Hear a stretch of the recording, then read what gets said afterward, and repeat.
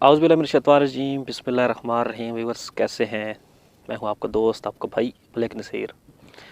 आज ज़रा डिफरेंट सी लोकेशन है। आप जैसा कि देख रहे होंगे मेरे आसपास, मैं एक खेत में मौजूद हूं। तो मैंने सोचा ज़रा आज लोकेशन चेंज करके आपसे बात की जाए।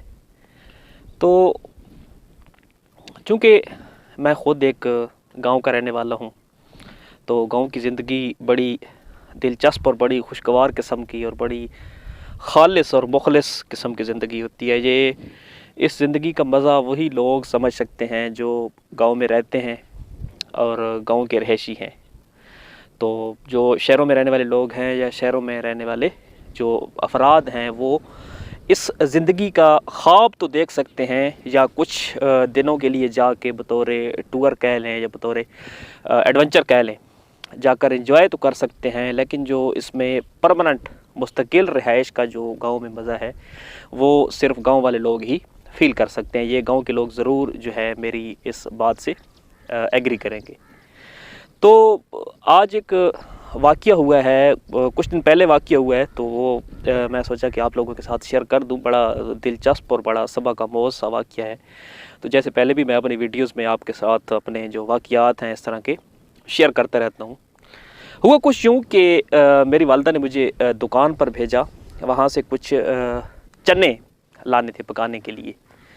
तो मैं वो चने लेकर आया दुकान से और आके वालिदा को दिए। तो जैसे आपको पता होगा, घर में जो वालिदा हैं वो पहले सफाई वगैरह करती हैं उनकी, और उस पर जो ख़राब दाने वगैरह होते हैं उनको अलहदा करके फेंक दिया जाता है और साफ़ जो होते हैं उनको पकाया जाता है।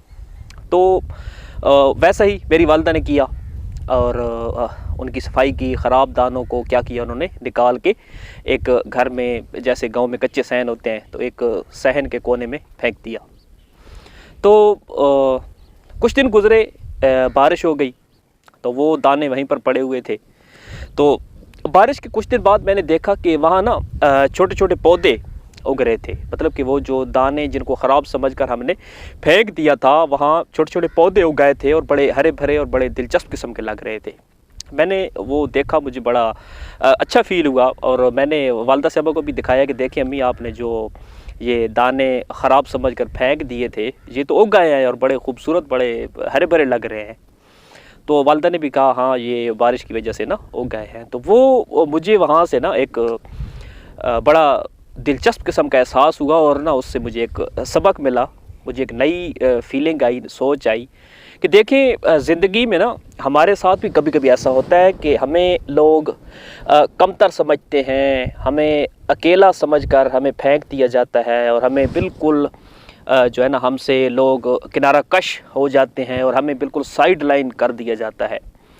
तो उस वक़्त मैंने उन दानों की जो आपको स्टोरी बता रहा हूँ, उससे जो मुझे सबक मिला वो ये है कि अगर हमें भी ज़िंदगी में कभी ऐसा हमारे साथ भी हो कि हमें अकेला फेंक दिया जाए, हमें कमतर समझा जाए या हमें मुस्तरद कर दिया जाए और हमें जो है ना बिल्कुल एक साइड लाइन कर दिया जाए, तो मेरे ख़्याल में हमें भी इसी तरह उन दानों की तरह हिम्मत नहीं हारनी चाहिए, हमें मायूस नहीं होना चाहिए।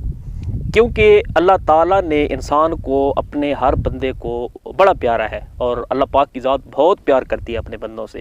तो मैं समझता हूँ कि इसी तरह आपको भी अगर दुनिया से किनारा कश कर दिया जाए, मुस्तरद कर दिया जाए, रौंद डाला जाए, तो आप भी मायूस ना हो। सिर्फ़ और सिर्फ मायूसी को अपने पास न फटकने दें, क्योंकि एक दिन अल्लाह ताला की रहमत ज़रूर उसी बारिश की सूरत में आएगी और आपके जो है ना नसीबों को हरा भरा कर जाएगी। तो आपने सिर्फ क्या करना है कि आपने अल्लाह ताला की ज़ात के साथ सिर्फ जुड़े रहना है, उस पर अपना यकीन रखना है, यकीन कामिल रखना है, और इंशाल्लाह एक दिन होगा कि अल्लाह ताला की रहमत जोश में आएगी और आपको रौंदने वाले और आपको अकेला समझकर फेंकने वाले, आपको कमतर समझने वाले खुद आपको बुलाने आएंगे। बस मायूसी को अपने करीब नहीं आने देना।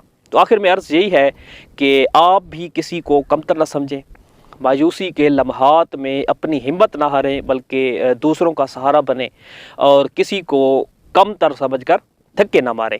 आज के यही पैगाम है, और अगर ये पैगाम आपको पसंद आए तो हस्ब मामूल वीडियो को लाइक और शेयर ज़रूर कर दीजिएगा। इसी के साथ इजाज़त चाहूँगा। जज़ाकल्लाह। अल्लाह हाफ़िज़।